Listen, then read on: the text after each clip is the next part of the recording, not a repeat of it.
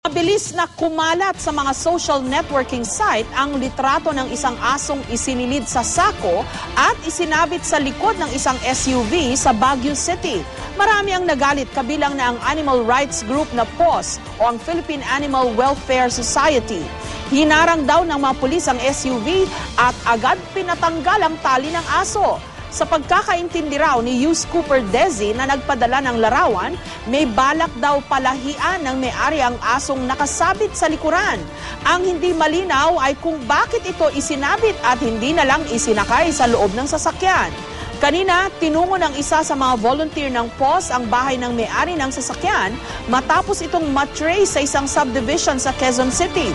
Dala niya ang sulat na humihingi ng paliwanag sa naging pagtrato sa aso. Wala raw ang may-ari kaya sa kasambahay na lamang iniabot ang sulat.